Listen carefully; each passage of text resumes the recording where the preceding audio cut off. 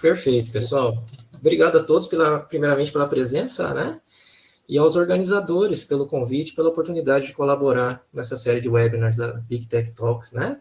Eu sou o Diego, como o Gilberto fez a introdução. Eu e o Douglas, nós trabalhamos na divisão de satélites e sensores meteorológicos. Nós vamos apresentar nesse webinar o acesso e processamento de imagens GOES utilizando o Stack e Python. E esse webinar está dividido em duas partes, tá, gente? A primeira, ela vai ser mais curta e introdutória, onde nós vamos ver rapidamente alguns conceitos sobre satélites geoestacionários, informações sobre a série de satélites GOES e também uma visão geral de recepção de dados, para dar um pouco de contexto para vocês, né? E a segunda parte, que é a principal, onde nós vamos ver na prática exemplos de acesso a dados dessa série de satélites GOES através do servidor Stack do INPE. E o processamento desses dados, tudo isso utilizando Python, ok? Bom, vamos lá, né? Divisão de satélites e sensores meteorológicos, né?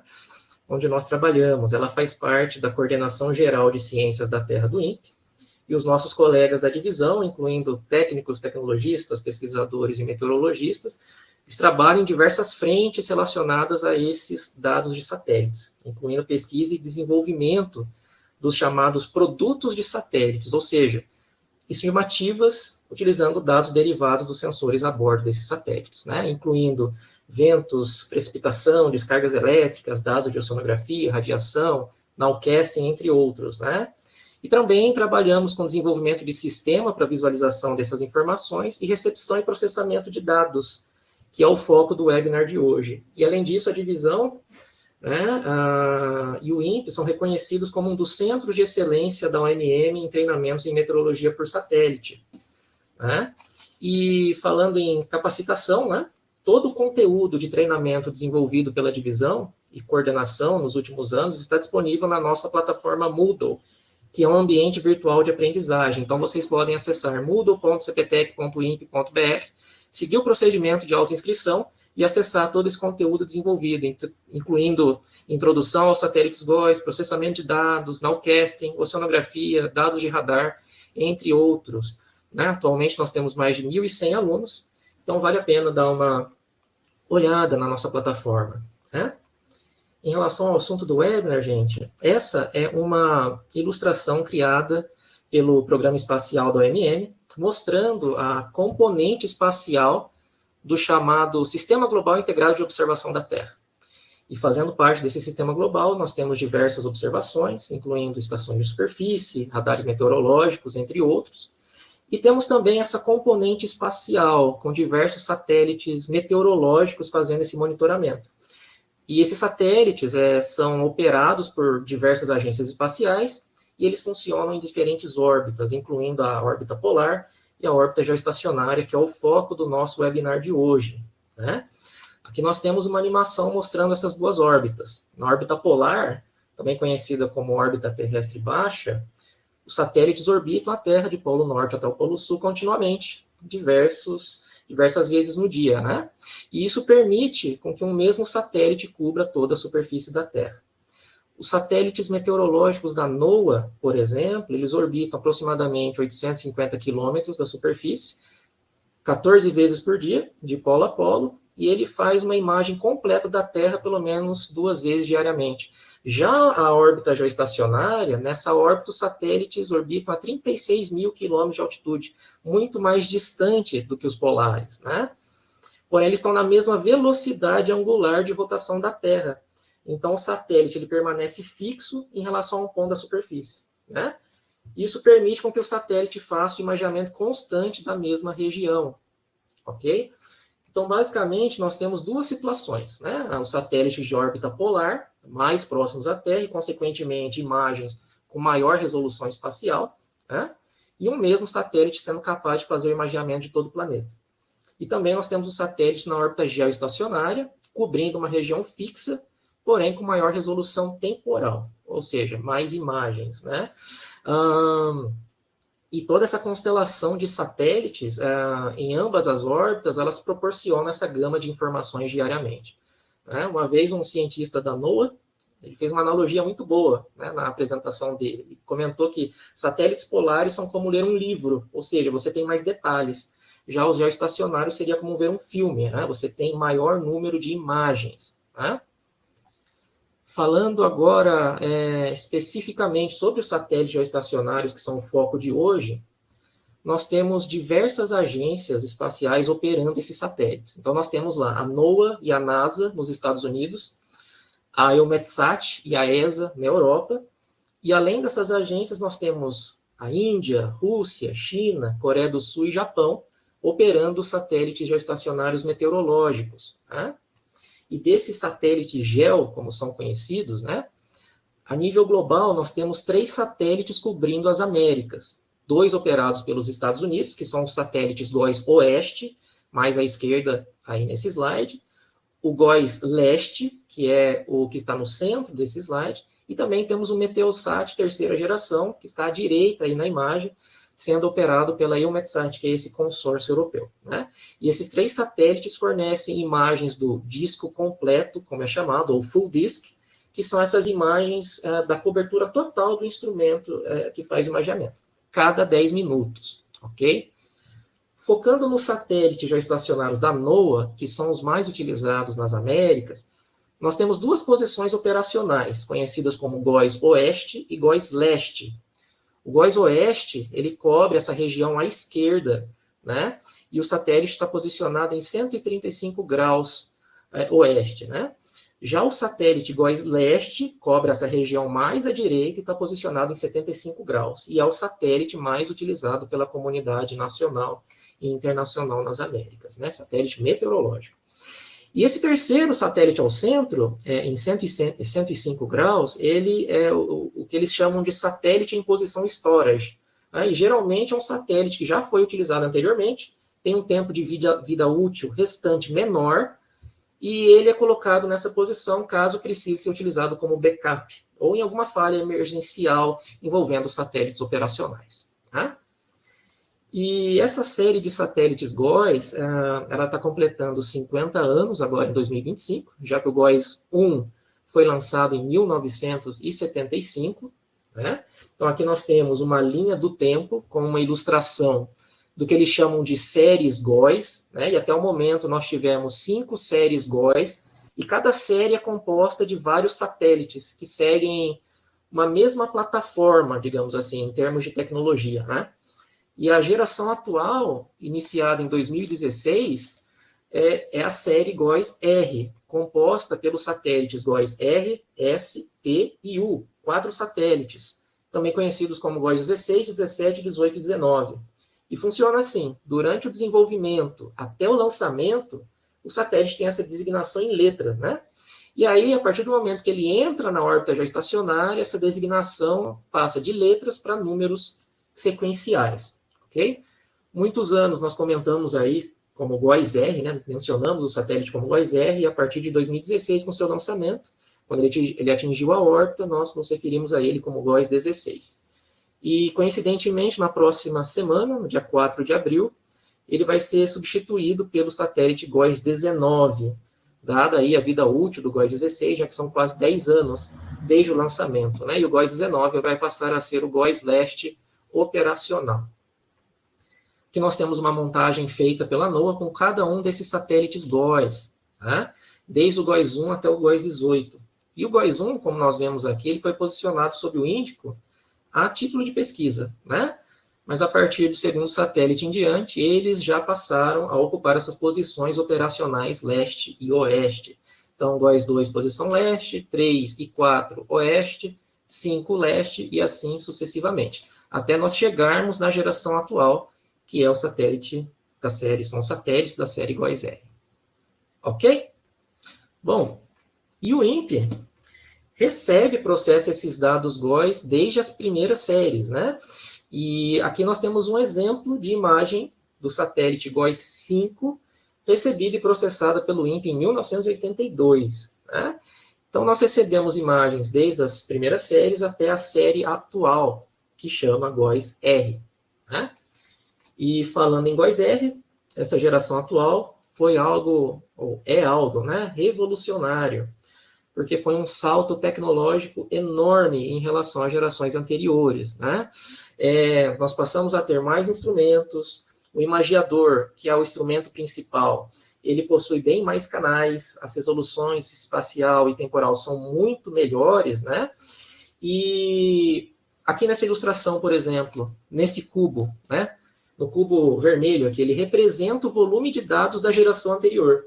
Já o cubo amarelo é o volume de dados proporcionados pela geração atual, para vocês verem aí a magnitude do avanço, né? Por isso que diz aqui, game changing, né? Foi realmente um divisor de águas, né? Um salto enorme. 3 vezes mais canais, 4 vezes mais resolução e scans 5 vezes mais rápidos, entre diversas outras melhorias, né?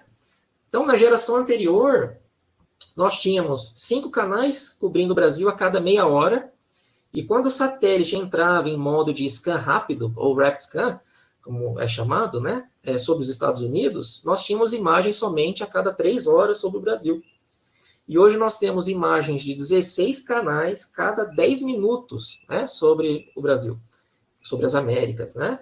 E nos Estados Unidos a cada 5 minutos. E também ele tem 2 pequenas regiões de 1.000 por 1.000 quilômetros, que são conhecidas como setores de mesoescala, que eles fazem um scan a cada minuto. Então, a NOAA desloca esses sensores, né, de acordo com a necessidade. Então, foi um grande avanço tecnológico. Essa série ela possui 7 instrumentos, o imagiador chamado ABI, com 16 canais, o sensor GLM, que é um mapeador de raios, que proporciona dados a cada 20 segundos, entre outros sensores que monitora clima espacial, entre outras características, né? E para finalizar essa breve introdução sobre o GOES, nós já temos informações sobre a próxima geração de satélites geoestacionários, que vai se chamar GeoXO, né? Geostationary Extended Observations. Então, ele vai suceder o GOES-R e vai ser lançado em 2032. Nós vamos ter mais canais, 18 ao invés de 16, a resolução espacial e temporal vão aumentar. Então, por exemplo, canais que hoje têm 2 km vão passar para 1 km, canais de 1 km vão passar para meio quilômetro, e o canal visível de 500 metros vai passar para 250 metros. Né? E além do imagiador de raios, nós vamos ter diversos novos instrumentos, composição atmosférica, um sondador no infravermelho, que é muito importante para assimilação de dados e modelagem. E pela primeira vez nós vamos ter um instrumento dedicado à oceanografia, chamado Ocean Color Instrument. Né? Então, dada a quantidade e o porte desses instrumentos, nós passaremos a ter 3 satélites operacionais ao invés de 2. Ok? Pessoal, antes de nós irmos para a parte prática, algumas palavrinhas sobre acesso a dados, né? Que é o que nós vamos ver na prática, para dar um pouco de contexto. Né? 10 anos atrás, não faz nem tanto tempo assim, antes do GOES 16 ser lançado, a recepção de dados ela era muito mais complexa. Né? Nessa foto, nós temos as 2 antenas da divisão que recebiam dados do satélite GOES 13 na época, e as soluções de recepção eram proprietárias, bem caras, né? Mas era uma das poucas opções que nós tínhamos na época. Né? E, felizmente, nessa geração atual, uma das várias melhorias, além da carga útil do satélite, né, é a diversidade de mecanismos de acesso. Nós agora temos diversas opções, incluindo o stack que nós vamos ver. Né? E nós temos diversas categorias de mecanismos, digamos assim. Nós temos os sistemas de leitura direta, na qual nossas antenas estão apontadas diretamente para o satélite em questão, como o GOES 16, por exemplo. Temos os serviços da internet, como o que a NOAA chama de disseminação aberta de dados, e a NOAA usa aí serviços da Amazon, a Google e Microsoft. Temos outros operadores de satélites, como a EUMETSAT e o INPE, também com seus sistemas, incluindo o STAC, como nós vamos ver. Temos os repositórios oficiais da NOAA e da EUMETSAT, com décadas de dados aí, desde os anos 70, e também diversas páginas web já com imagens já processadas, como é o caso do DESAT, que nós vamos ver mais adiante. E aqui na divisão de satélites, geralmente, também, o que geralmente as instituições fazem, referente à recepção de dados, é ter um sistema redundante. Então, por exemplo, para receber os dados GOES, nós usamos mais de um sistema. O sistema, no caso, da NOAA, que transmite os dados pela Amazon, e o sistema que utiliza a antena para receber os dados. Né? E aí esses dados são processados e vão para as nossas páginas web e serve para o desenvolvimento aí dos nossos pesquisadores. Né? Essa é a nossa estação, que recebe dados direto do GOES, conhecida como estação GRB, ou GOES Rebroadcast, como é chamado, né? Esse é o rack que nós temos, que faz a workstation de aquisição de dados, e daí os dados vão para o nosso data center, são processados de acordo com a necessidade, e vão também para as nossas páginas web. E falando em páginas web, né, o INPE, através da divisão de satélites, oferece essas imagens já processadas em tempo quase real para a sociedade, né? Aqui nós temos um exemplo dessa evolução tecnológica nesse período, né? O exemplo de 1996, com imagens estáticas do GOES 8 na época, né? E à direita nós temos aí o estado da arte em visualização de dados de satélites que tem uma alta resolução temporal, que é a tecnologia utilizada pelo DESAT, né, plataforma desenvolvida pela divisão, e o Douglas é quem lidera aí o desenvolvimento junto aos demais colegas. Né? Aqui à direita nós temos uma animação de uma composição colorida feita com imagens GOES de um evento de 2024 aí, com diversos focos de incêndio em São Paulo. E vejam aí a resolução, né, de 10 minutos com 2 quilômetros, né? Realmente um avanço enorme em relação às últimas gerações. Tá? E falando em DESAT, vocês podem acessar essa plataforma em cptec.inp.br/DESAT e acompanhar diversas imagens e composições do satélite GOES Leste, que atualmente é o GOES 16, né? E essas imagens são disponibilizadas a cada 10 minutos, sendo que a partir do dia 4, agora, o satélite operacional vai ser o GOES 19, né? E no DESAT, nós temos diversas funcionalidades na interface, como sobreposição de campos de vento, estimados por dados de modelo numérico, temos sobreposição dos alertas do INEMET, é possível exportar animações, fazer desenhos, entre outras funcionalidades. E vejam que a tecnologia usada pelo DESAT, que é chamada de tiling, né? Nela, por que é um sistema otimizado? Nela são carregadas imagens somente para a região de interesse do usuário. Se ele está dando um zoom na região sudeste, serão carregadas imagens para aquela região na resolução adequada, né, otimizando aí a experiência do usuário. Então, essa ferramenta tem um uso extensivo pela comunidade, centros de alerta, centro de meteorologia, a nível nacional e internacional. Tá? Um excelente trabalho aí da divisão de satélites. E no DESAT e nas outras plataformas aí online, nós temos dados já processados. Você não consegue, por exemplo, extrair valores de pixels, realizar cálculos, operações entre canais, entre outras análises, né? Recortes, reprojeções, entre outras coisas. Por quê? Porque já são PNGs, são imagens já processadas. E o interessante que nós vamos ver agora, na parte prática, é que através daqueles diversos sistemas mencionados anteriormente, incluindo o STAC, que nós vamos ver, é possível acessar esses dados em um formato que nos permita o processamento. É possível acessar a matriz de dados, extrair esses valores, né? Consultar também os metadados com as características daquela informação e produzir novas imagens com valor agregado conforme a necessidade. Né? E para esse processamento existem diversas ferramentas, entre elas o Python, que é a linguagem de programação que nós vamos utilizar hoje na demonstração, tanto para acessar essas coleções dos servidores STAC, do INPE, né, como para processar e gerar imagem de maneira customizada. Né? E algo interessante é que a quantidade, como vocês veem nesse slide, a quantidade de bibliotecas disponíveis para o processamento de dados de satélite, sejam já estacionários ou polares. Né? Então, as imagens do DESAT, por exemplo, são processadas utilizando parte dessas bibliotecas. Ok?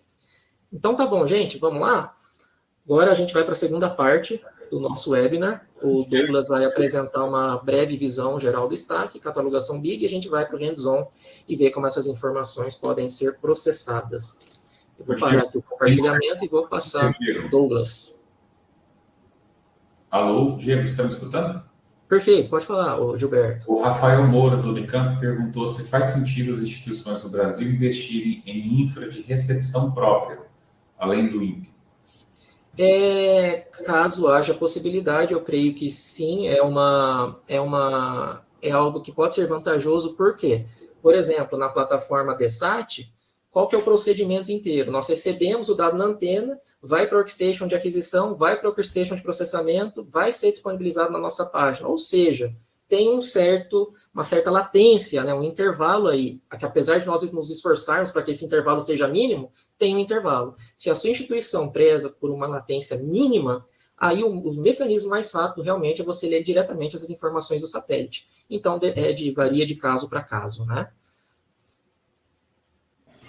Então, pessoal, meu nome sou Douglas, né, Douglas Uba. Agradecer ao Gilberto e o Diego pela introdução. E antes da gente passar para a parte prática, eu queria trazer são poucos slides, eu prometo ser breve, aí a gente já vai para os notebooks, que acho que é a parte que o pessoal gosta de ver e trabalhar, mas é bom contextualizar um pouco. Então, a gente já sabe da existência desse programa aqui no INPE, né, a chamada BIG, né, a Base de Informações Geográficas. E a etapa fundamental, né, quando a gente pensa em construir uma plataforma de integração de dados geoespaciais heterogêneos, é a catalogação desses dados, né? O que é isso? É como é que a gente organiza essa quantidade de informações de uma forma que isso seja acessível, consultável, né, pelos usuários e clientes, né? É como se fosse uma biblioteca, né? E então a gente tem que organizar essas informações. Então vocês perceberam que no título aí do webinar a gente tem a palavra stack. Então pode ser novidade para algumas pessoas do que a gente está falando. E o stack nada mais é que uma tecnologia, né, é uma especificação, um padrão pensado e construído para permitir, de fato, a organização de diversos dados geoespaciais, né, e além de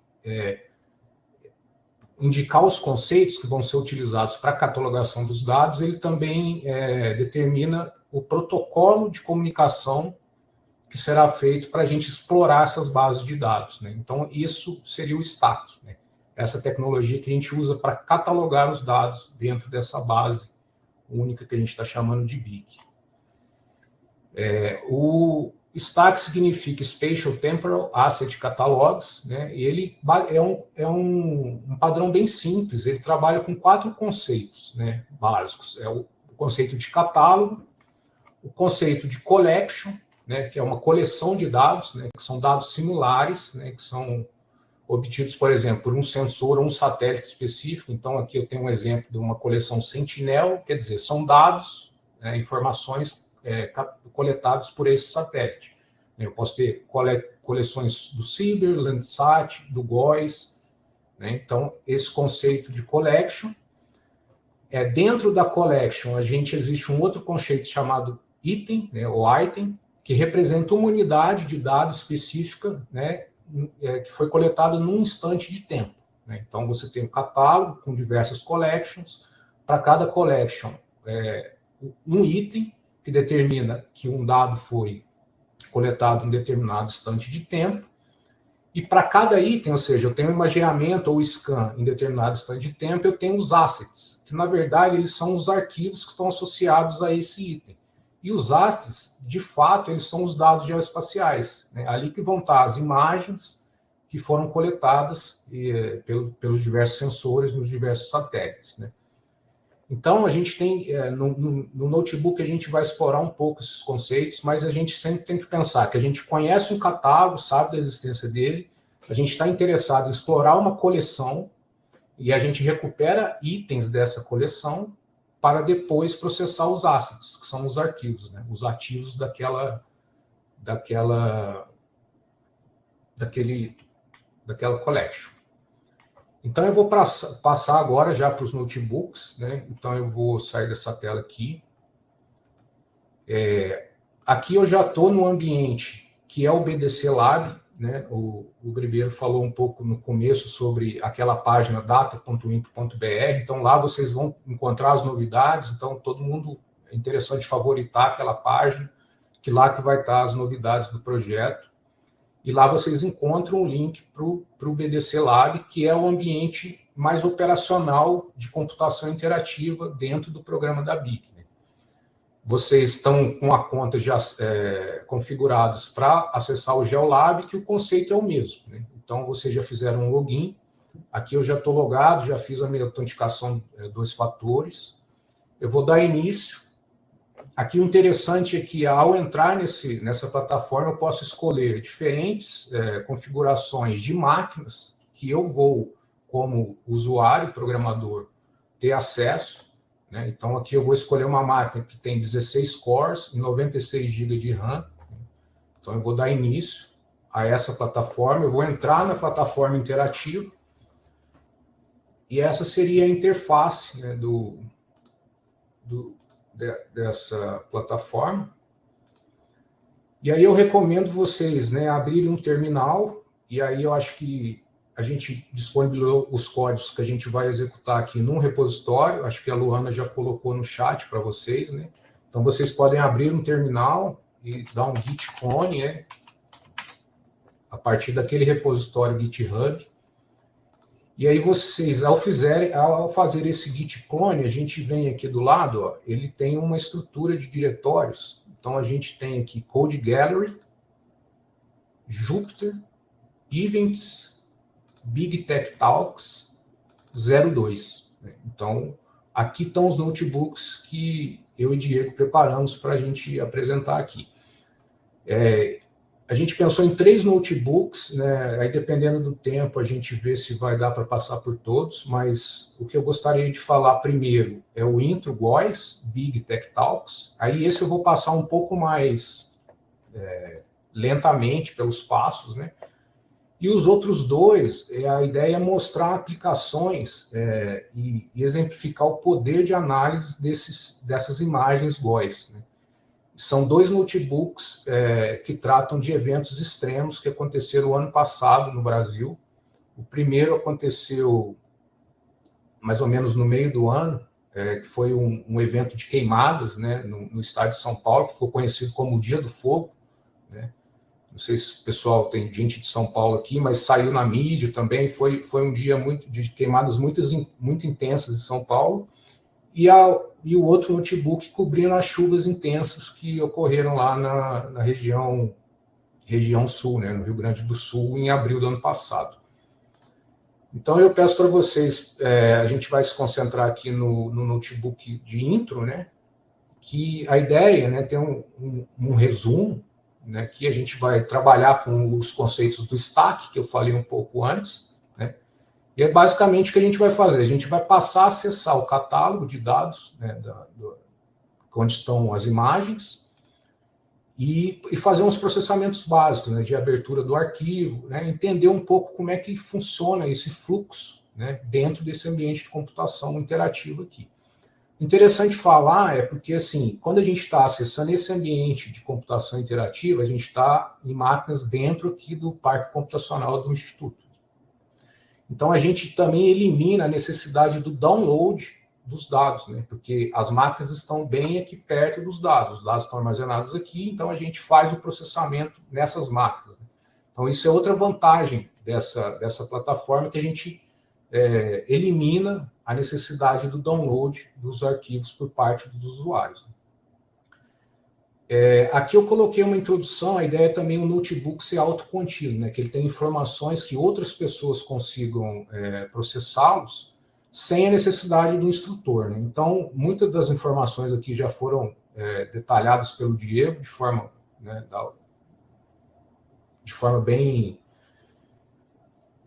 bem rápida, assim, mas deu para ter uma ideia do que são os satélites geoestacionários e a série GOES. Então, a gente pode passar por esse caminho aqui.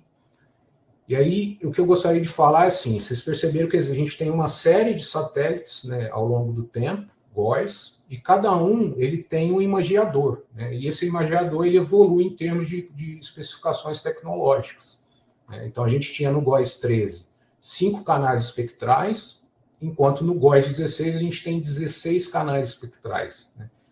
Então, a ideia aqui é que a gente tem que pensar que cada canal espectral desse ele é pensado para um tipo de aplicação, né? Então, quanto mais canais, a gente abre o leque de aplicações. Mas algumas básicas, por exemplo, a gente tem um canal visível, né, que pode ser usado para mapeamento de nuvem, a parte de superfície. Tem um canal que é o infravermelho janela, que a gente chama, né, que ele é muito voltado para análise de temperatura de topo de nuvens, rastreamento de sistemas convectivos. Então, a gente tem um sensor, o GOES 13, né, e o INPE recebeu esse dado ao longo de muitos anos.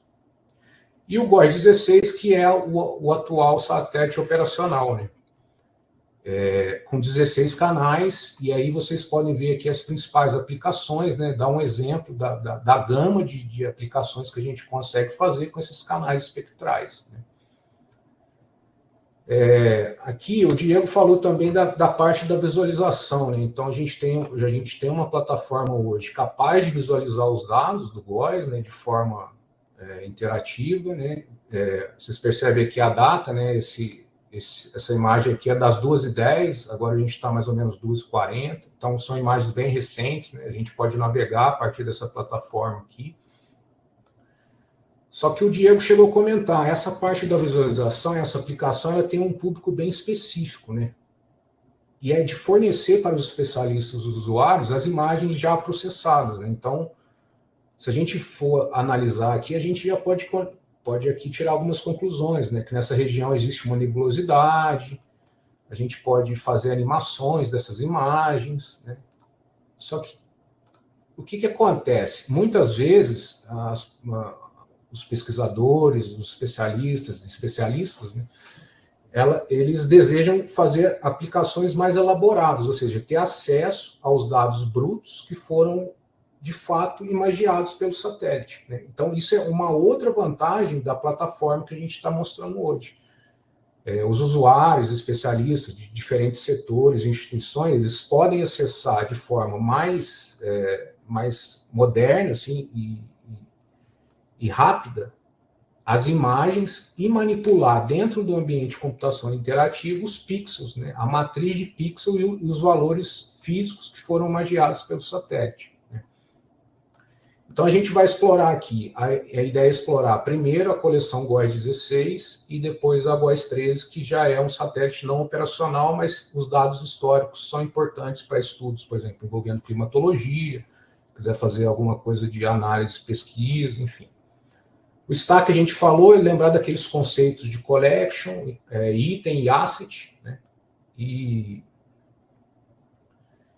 hoje a gente tem na Big, o que eu falei, a gente cadastrou 2 collections, né? Então, o GOES 13 representa uma coleção que vocês podem, né, acessar via Stack Browser, que o Gilberto falou bem no começo. Então, aqui está o via Stack Browser eu visualizando essa coleção. Eu posso clicar num item aqui, né? E aí eu vou ter um thumbnail, né, apenas mostrando a cara do dado, né, só para ter uma visualização rápida, e os assets. Então, cada canal espectral foi mapeado num asset, né, que são arquivos que, de fato, estão as imagens, né. E, do mesmo modo, a gente tem a collection do GOES 16, né. Então, aqui a gente está explorando uma coleção de dados, né, do GOES 16, no caso específico, mas de uma forma a partir de uma aplicação web que roda no navegador, né? Então, eu posso vir aqui, inclusive, fazer o download dessas imagens, né, no canal 8, por exemplo, fazer um download. Mas o mais interessante é que a gente pode usar uma API, né? Lembra que eu falei que o Stack, além dele determinar a organização do dado em termos das entidades que estão envolvidas, como catálogo, collection, item e asset, ele ainda determina o protocolo de interação entre agente programador com essa tecnologia, né?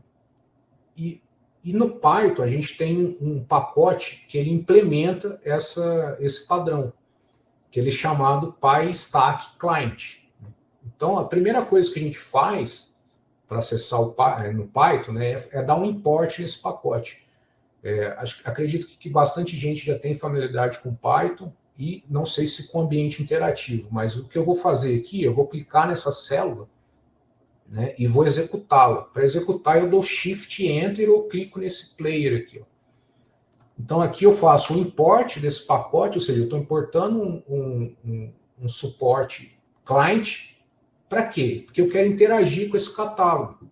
E o catálogo da Big, né, ele vive no endereço chamado data.imp.br bdc/stack/v1, o que a gente chama de endpoint, né? Esse é o endpoint que a comunidade, os usuários vão ter acesso a esse catálogo, né? Então, com esse comando aqui, eu faço a conexão com esse catálogo, né, e aqui eu já recebo algumas informações como uma descrição, né? e algumas outras que a gente pode navegar aqui, né? E uma operação interessante, eu posso listar as collections que eu tenho nesse catálogo. Aqui eu fiz uma lista das collections, só para a gente imprimir na tela o número de coleções que tem esse catálogo atualmente.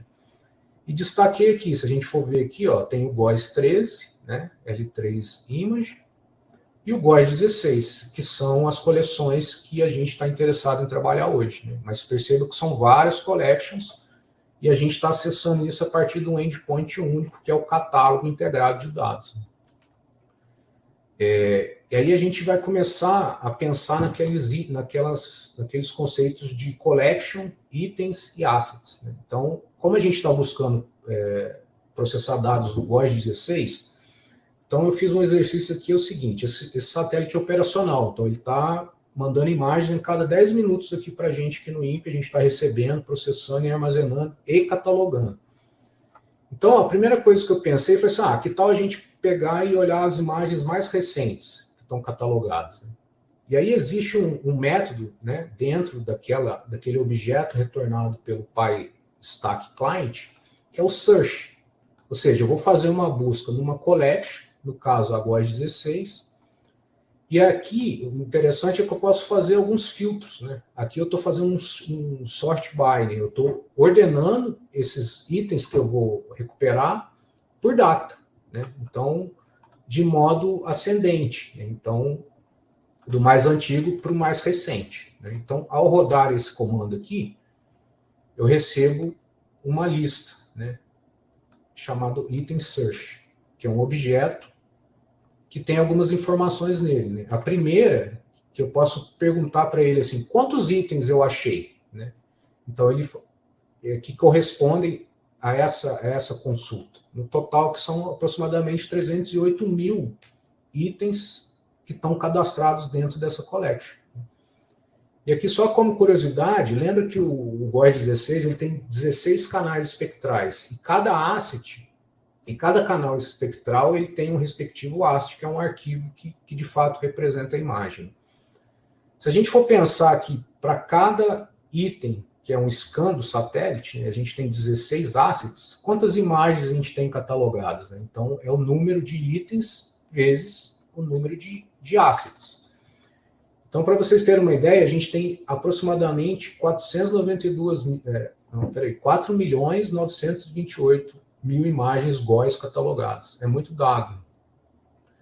E isso está acessível via essas interações que a gente pode fazer com o Stack. Né? Mas vamos dar uma olhada, assim, e aí eu queria ver, por exemplo, então a gente recuperou, a gente fez uma consulta e sabe que tem essa montoeira de imagens aí. Então, beleza. Então, a gente vai tentar olhar a primeira imagem, né, dessa lista que foi retornada.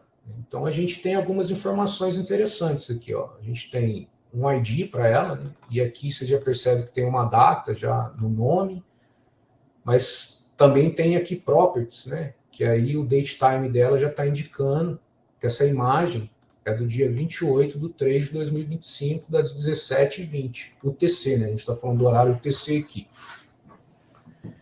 E aqui também, dentro desse item, né, a gente tem o conceito dos assets, né, que são as bandas espectrais que fazem referência a arquivos que representam a imagem que foi coletada naquele determinado tempo.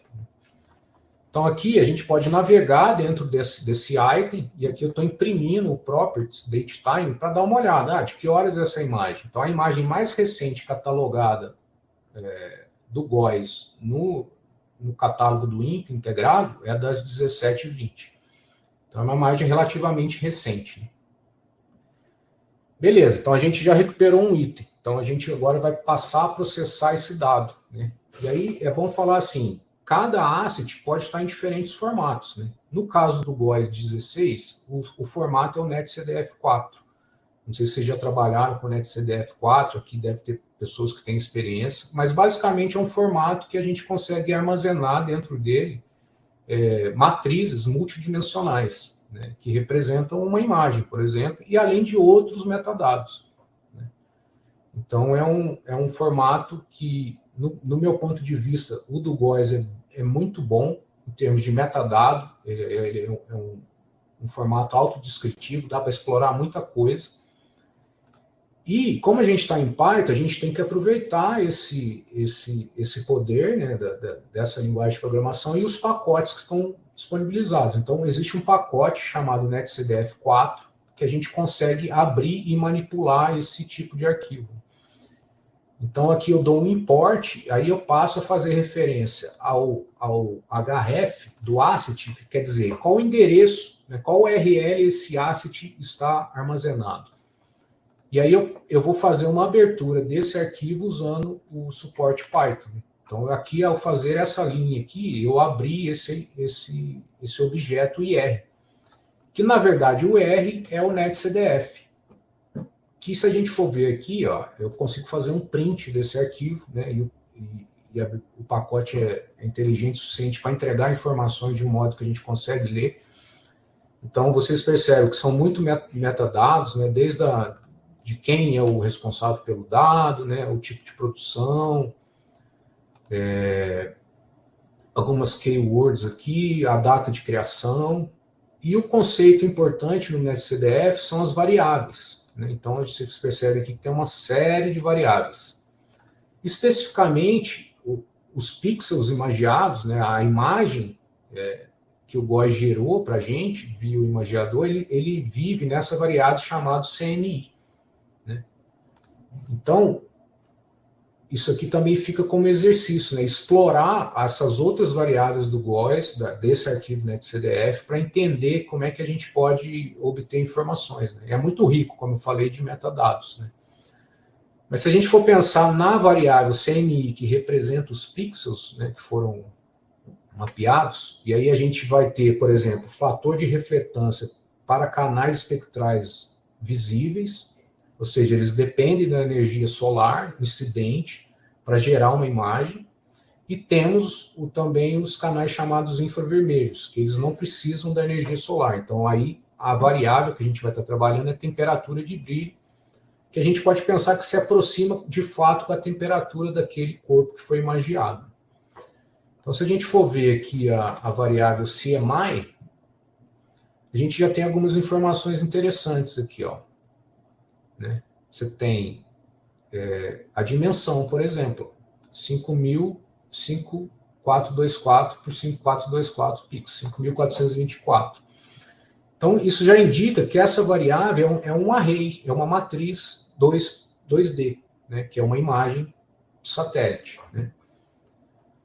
Aqui tem outras coisas, por exemplo, a unidade, né, dos pixels dessa imagem, ela está em Kelvin, né? Então a gente está falando de temperatura, né, que está aqui.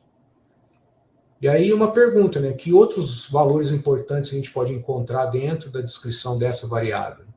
O interessante aqui é o tipo de dados, né, int16. Então ela está armazenada utilizando um tipo de dado int16, com scale e um offset, né, que na hora que a gente faz a leitura, a gente transforma isso em float, né, num ponto flutuante que vai dar mais detalhes da temperatura. Então, a gente vai ter ponto flutuante dizendo a temperatura de pixels aquele pixel em determinada temperatura. Né. Aqui só uma nota, né, para as bandas de 1 km de resolução, né, isso é outra coisa. Os canais têm resoluções diferentes, espaciais, né, níveis de detalhe. Os canais, esse canal que a gente está trabalhando, que é o...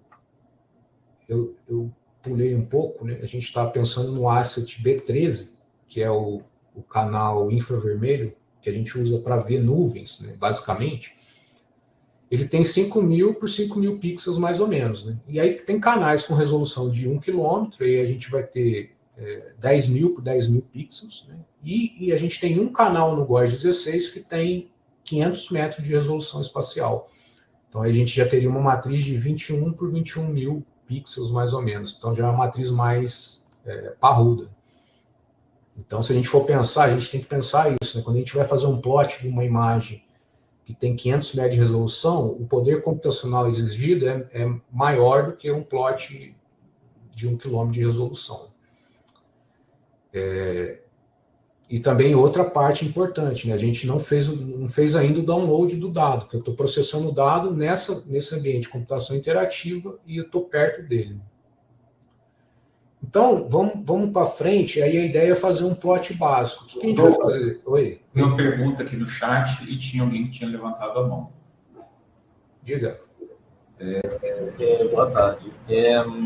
Esse produto, esse asset de 500 metros, seria de qual tipo de produto? Fiquei curioso. Imagino que os outros são, como você mencionava, outras variáveis, mas esse específico de maior resolução tem... Esse, no caso, a gente chama de canal 2. Ele está no vermelho, né, no espectro eletromagnético vermelho. Então, ele é um canal visível. Se a gente for ver no DESAT aqui, seria esse canal aqui, ó, que é um canal visível, e por ser visível que eu falei, por exemplo, onde não tem incidência solar, você não tem imagem. Então, se a gente dá um play aqui, vocês percebem que o Sol está, né, tá orbitando aqui, e aí a imagem vai sendo gerada. E 500 metros de resolução seria isso, né? A gente tem esse nível de detalhe das nuvens. Por exemplo, aqui dá para ver, inclusive, um rio, né? Então, seria essa é a matriz, a maior resolução espacial que o GOES oferece. Beleza? Beleza, obrigado. Tá. Então aqui a gente está olhando o B. Do Matheus Luiz. O Diego já respondeu ele. Pode seguir? Então tá, vamos lá. E aqui eu estou usando o canal 13, né? E aí a gente vai usar o Matplotlib, que é um pacote que a gente consegue criar gráficos, né, no Python, inclusive plotar uma matriz, né? Então a gente vai, primeiro, importar o suporte desse pacote. E lembram da variável CMI? Né? A partir desse operador aqui, ó, eu consigo obter um NumPy array. Né?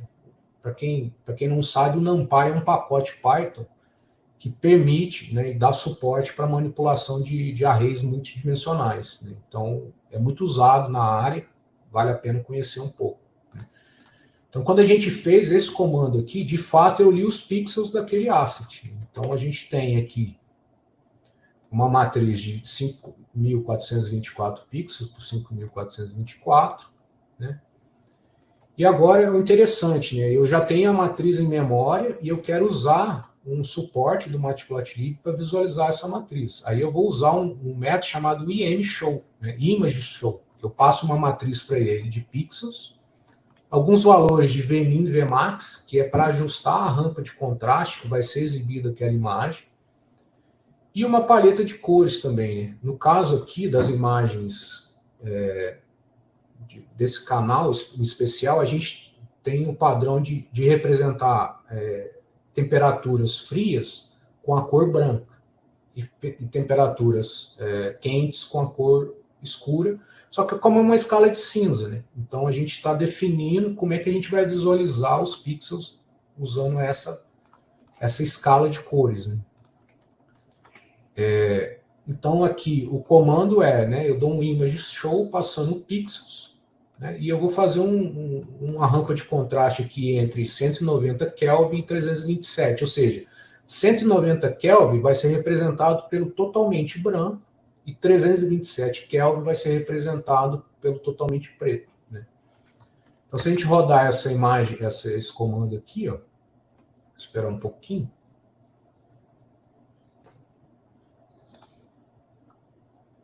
A gente tem o plot da matriz, né, que é aquele full disk que o Diego mostrou em vários processos ali durante a apresentação dele.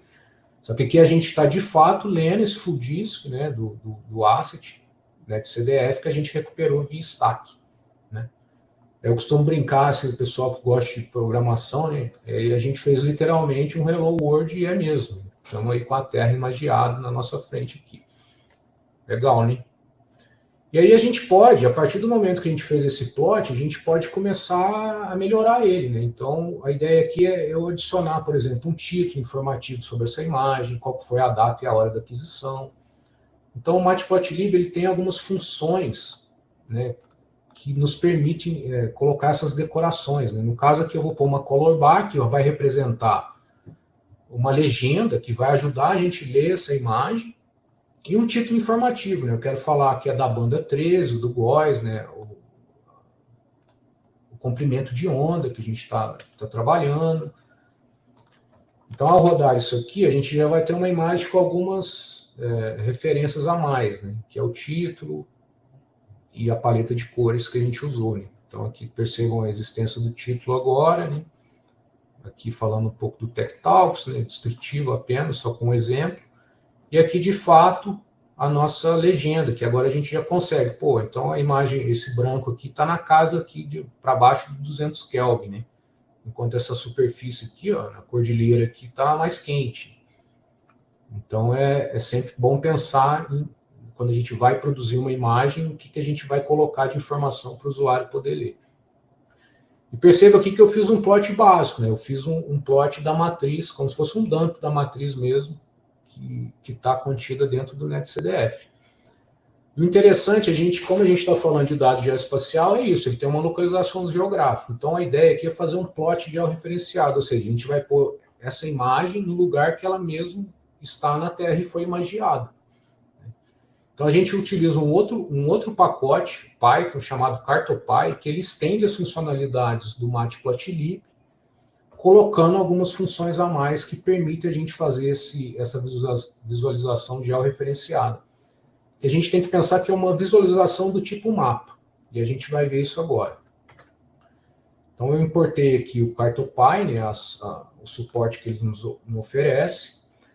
E aqui um conceito, assim, sempre quando a gente vai trabalhar com visualizações do tipo mapa, existe o conceito de projeção cartográfica e tal. Então, todo dado geoespacial está associado a uma projeção cartográfica.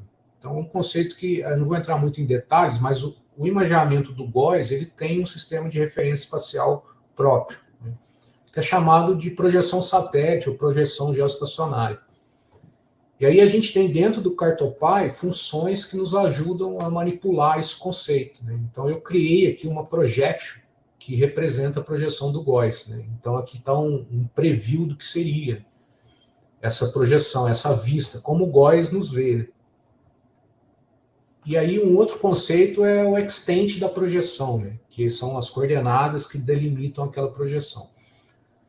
São conceitos que eu acho que não vale a pena entrar com muita profundidade, porque o interessante aqui é a gente explorar o dado e conseguir visualizar, né?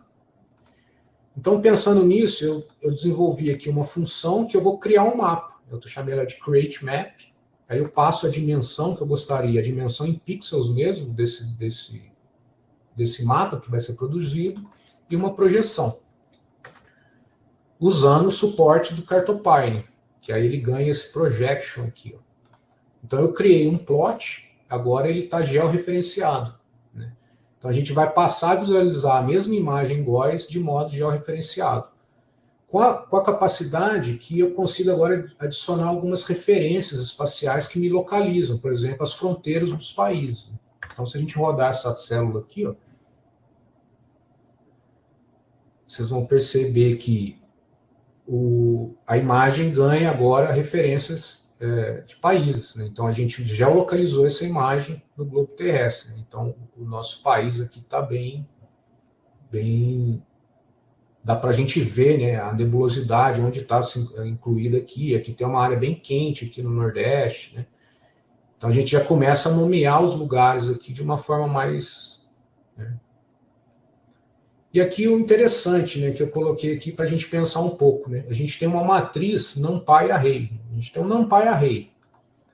E para quem tem experiência com Python, sabe que a gente pode começar a manipular essa matriz em memória com vários pacotes, né? E aí, eu fiz um exercício aqui para a gente dar uma pensada. Eu estou usando essa função aqui, ó, masked_where do NumPy.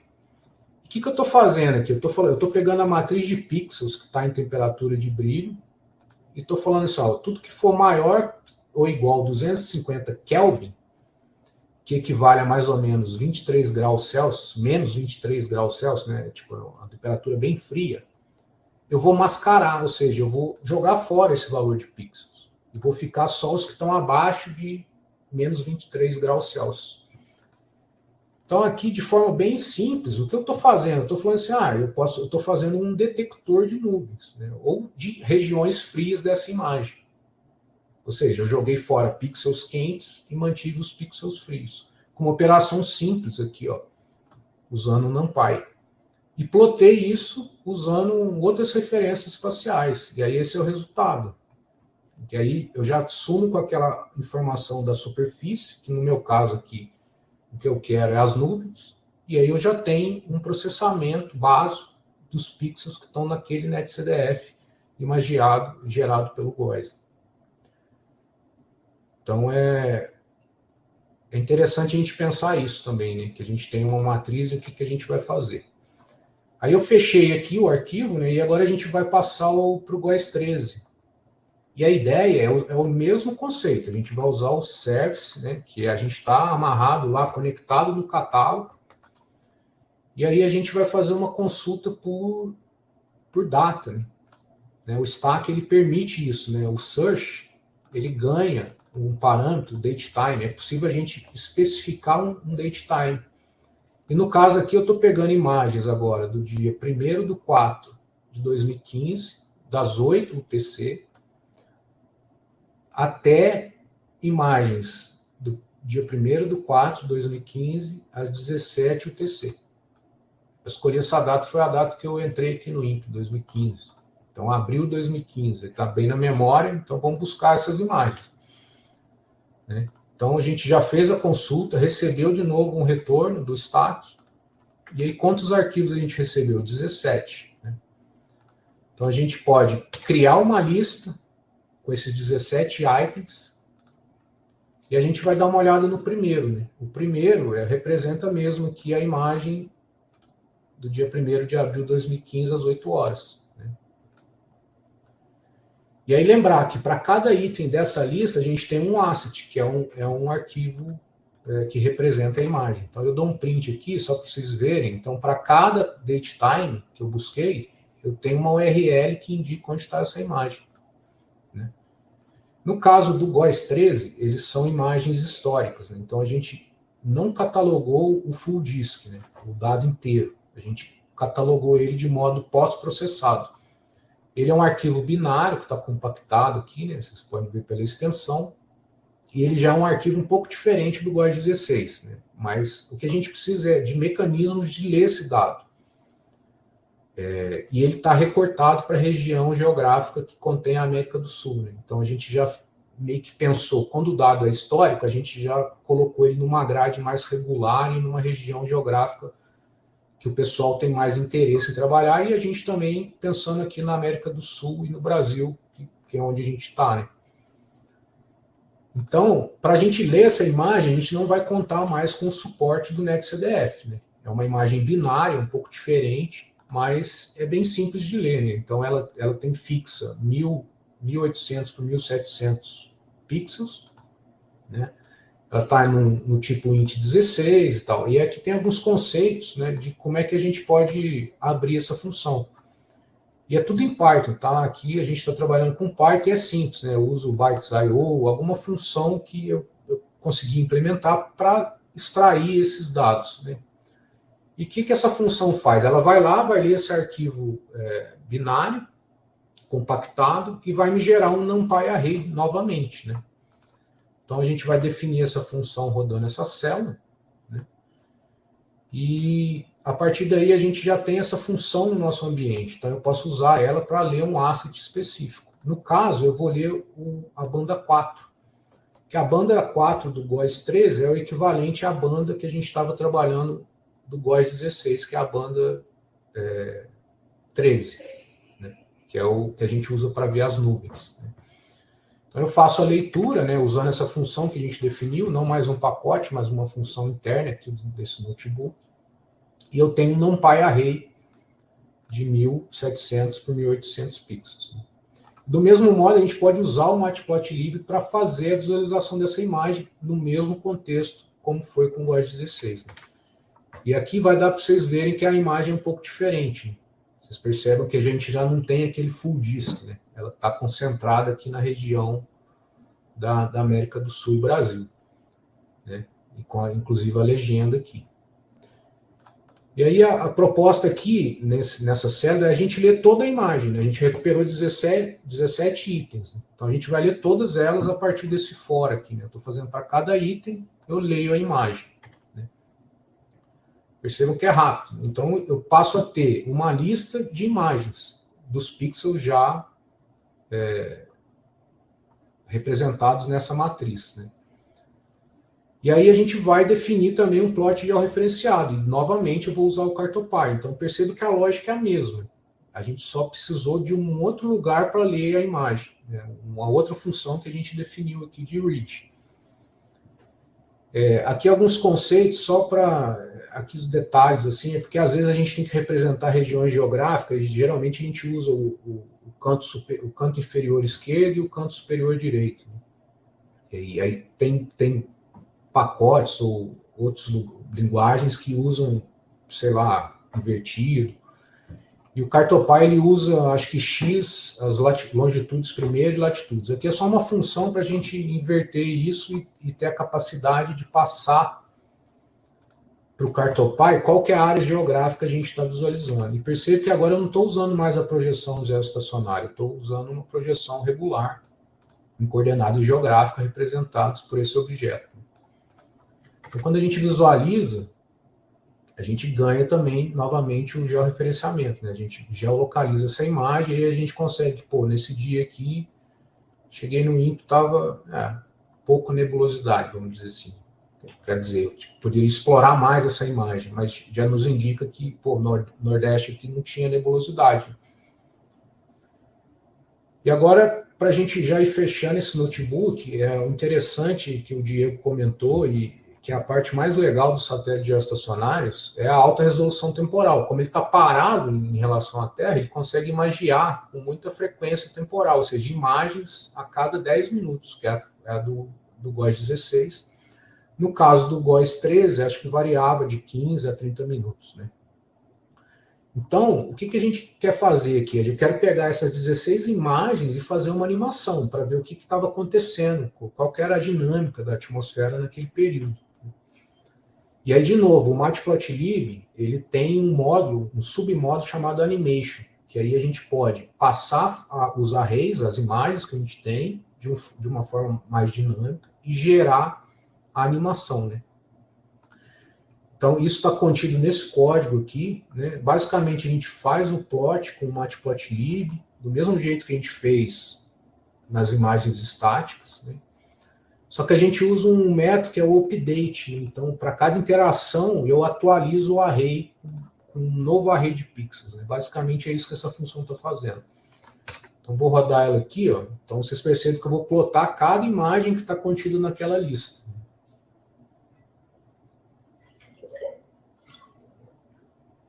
E o Matplotlib, assim, a gente está vendo aqui, aí é a limitação dele, ele não é tão inteligente para fazer uns plots mais rápidos. Mas aí a gente já conseguiu a saída dessa célula, é uma imagem, percebo, só que aqui embaixo a gente tem um player, ó. Olha que legal. E isso vem dessa definição aqui, ó. RC Animation JS HTML, que é o JavaScript HTML, que ele já entrega para a gente um player. Então, se a gente colocar aqui, ó, a gente já consegue ver a dinâmica da atmosfera, como é que estava nesse dia 8 de abril de 2015.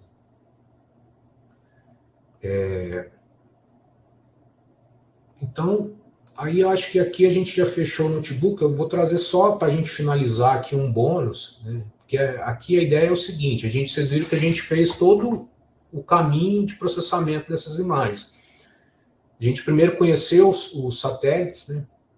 GOES 13, GOES 16, ficou sabendo um pouco dos canais espectrais que estão lá, que tipo de aplicação cada canal tem, né? E aí a gente, né, começou a pensar, então vou acessar essas imagens, como é que a gente faz? Aí a gente usou o Stack, que é esse catálogo integrado, esse protocolo de comunicação, a gente usou um pacote client, né, do lado do Python, para a gente se comunicar com esse catálogo, recuperou itens dessa coleção por data, um período, ou pela mais recente, ou talvez eu possa recuperar por regiões geográficas. Depois eu fiz a leitura dos assets, né, recuperei esses assets, li os pixels. E no final a gente tinha o que em mãos? Um NumPy array, na verdade, né, uma matriz de pixels. E o que é a ideia aqui? Então, esse é o primeiro passo, né? A gente disponibilizar ferramentas para a gente explorar o catálogo de dados que a gente tem aqui. E o que a gente pode fazer com isso? Aí depende da aplicação de cada um. Como a gente tem uma array de pixels, né, eu posso, por exemplo, fazer um mascaramento dos dados, que foi aquele exemplo básico da detecção de nuvens. Eu posso calcular estatísticas, né, posso calcular média, desvio, calcular um histograma a partir dessa matriz. Eu posso gerar outros produtos, né, eu posso fazer um realce, eu posso fazer composições de diferentes canais, eu posso fazer métodos de detecção de padrões, detecção de objetos nas imagens. Uma coisa está em alta, eu posso usar essa matriz para alimentar um pacote de machine learning ou deep learning, fazer uma visualização interativa. E aqui, como exemplo, só para vocês terem uma ideia, tem um outro pacote em Python que ele entrega um mapa interativo. Ele é baseado numa biblioteca que chama Leaflet, né? É o Folio. Então, o Folio ele dá um mapa interativo num contexto de aplicação interativa. Então, pô, a gente já tem a matriz do GOES 3, acabamos de ver ela, só que ela está meio estática, né? Eu não consigo navegar aqui nesse player aqui, por mais que seja legal, né? Eu não consigo dar zoom aqui na região de Cachoeira Paulista, por exemplo, onde eu estou. Né? Então aqui, ó, eu vou usar o Folium, esse pedaço de código aqui, ele cria um mapa interativo e a gente vai fazer o quê? A gente vai colocar a nossa imagem GOES por cima dele. Né? Vamos ver o que acontece. E aqui está o nosso resultado. Né? Lembra muito a aplicação de mapa, né? Que a gente usa na web. Só que agora a gente tem a nossa imagem GOES não mais estática. Né? Eu posso navegar por ela. Então aqui já dá para eu vir aqui. Né? E, de fato, tinha alguma nebulosidade aqui dia 8 dia 1º de abril de 2015. Então é isso sobre a hora aqui. Acho que deu um tempo. Eu acho que a gente não vai conseguir explorar os outros notebooks. Né? Só dar um overview aqui. Aqui fechou. Né? Acho que era esse que eu queria entregar. Por isso que eu falei que ia passar bem devagar por esse. Não foi tão devagar assim, pulei alguns trechos, mas os notebooks, como eu falei, são autocontidos, vocês podem acessar depois, olhar com mais calma. E esses daqui, como eu falei, né, a gente faz uma exploração de uma aplicação para visualizar as imagens GOES, nesse caso dos focos de calor que aconteceram no dia do fogo. Então, os conceitos são os mesmos, a gente vai usar o Python, né, para acessar o catálogo. A gente cria aqui as funções que a gente construiu no outro mesmo de suporte. E o interessante é o dia do fogo, né? Ele aconteceu dia 23 de agosto, então a gente já tem uma data específica que a gente quer buscar, né? 23 de agosto de 2024. Né? Então aqui o mesmo conceito, usando o service, o search do service, né? Do stack, eu já vou atrás de imagens do dia 23 de 8 de 2004, das 13 até as 19 horas. Né? Aí eu faço a consulta, eu vou ter 37 imagens, crio a lista, né, desses itens. Eu faço a busca, a impressão aqui só para vocês verem o href, né, cada imagem que a gente está lidando aqui. A gente cria um método mais avançado de visualização, né, que aí a gente pode começar a visualizar esses itens que a gente recuperou desse dia. Né, a mesma coisa, o full disk. Aí depois a gente começa aqui a fazer um recorte, né, né, porque aqui não dá, a gente está interessado em ver São Paulo, né, e aqui a gente está vendo full disk. Como é que a gente vê sem usar, por exemplo, aquela visualização interativa? Né? Então a gente pode cortar para uma região geográfica de interesse, né, no caso São Paulo, a partir de que a gente chama de um bounding box, né? Então aqui a gente já tem a imagem na região de São Paulo, a primeira imagem, né, do dia 23 do 8 às 13 horas, e aí a gente também faz uma visualização pensando um pouco assim, porque esse canal espectral ele é sensível a focos de calor, né? Então a ideia aqui é explorar um pouco essa visualização, né, do que é isso. E aí, para vocês terem ideia, aqui representando na cor escura, são pontos de calor.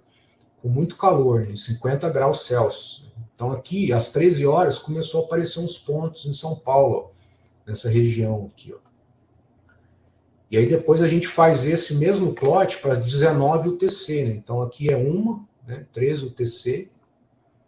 Então os primeiros focos começam a aparecer aqui no estado, e aí o resultado que é impressionante é esse aqui, que às 19 a gente já tem essa configuração de focos de calor, né, aqui no estado de São Paulo. Então foi um evento muito, muito grande, e esses focos evoluíram concomitantemente, né? Eles nasceram mais ou menos no mesmo período e evoluíram, né, nesse período aqui de algumas poucas horas, esse tanto de ponto aqui. Aí depois trabalha um pouco sobre paletas de cores, né? A gente cria uma paleta de cor mais interessante para visualizar esses focos, né? E aí a gente faz a visualização, agora usando essa paleta de cores, não mais simplesmente tons de cinza, né? Que aí a gente consegue realçar os focos de calor que estavam no estado nesse período. Depois a gente faz uma operação aqui que é muito comum em dados de satélites geoestacionários, que é pegar esse dado e reprojetar para uma grade regular, mais comportada, né? Então a gente faz esse processamento usando o poder computacional dessa máquina, né, que está aqui, para você ver, é muito rápido a gente fazer isso. Então eu fiz um remap de 37 imagens usando todo o poder computacional aqui da máquina que eu estou alocado. E aí eu já tenho um recorte, né? Eu vou trabalhar com imagens menores. Essa é uma vantagem de fazer o remap também. Então tem matrizes menores, de 600, 350 pixels, né? Bem melhor, né? Aí a gente visualiza esse dado, né, na projeção retangular. Perceba aqui a grade de referência agora ela é regular, enquanto na outra não era regular, né? Ela tem uma angulação pela curvatura, né, da Terra. E, por fim, aquela animação que o Diego mostrou lá na aplicação, que ele estava, né, no cantinho ali, quando ele estava falando do DESAT, a gente replica a gente consegue fazer essa mesma animação, agora usando uma outra paleta de cores e de um modo interativo aqui no evento, de forma bem rápida. E aí a gente vai ter aquele player no final com aquela animação da evolução, que aí a gente pode ter essa capacidade, né? O GOES é um grande sentinela mesmo, né? Um sentinela para observador com imagens a cada 10 minutos.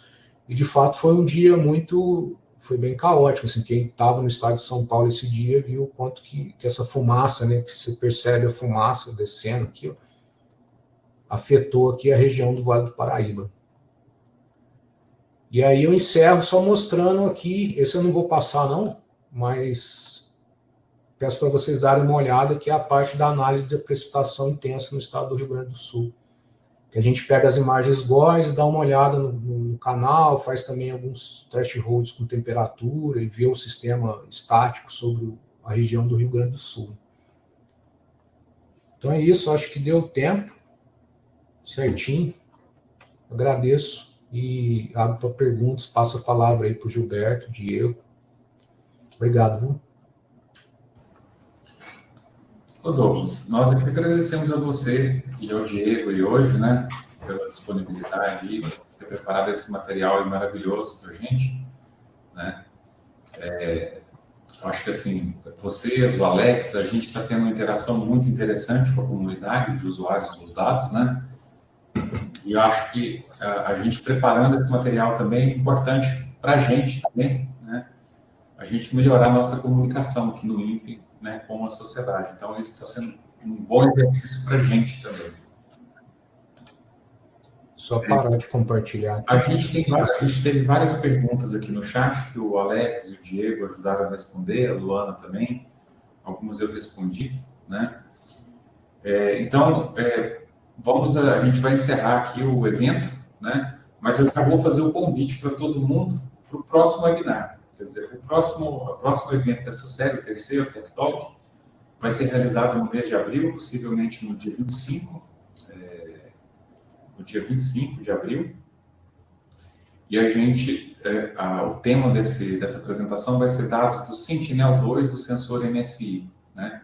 Então, a gente vai trabalhar com dado voltado mais para o imaginamento de superfície nesse dia, e os serviços de série temporais. Então, a gente vai ver mais um pouco de dados que estão disponíveis hoje no data.imp.br e novas funcionalidades, Jupyter Notebooks e aplicações voltadas para a parte de imaginamento da superfície. Alex, você quer falar alguma coisa? Tudo bem, pessoal? Eu estava conversando ali com o Diego no chat.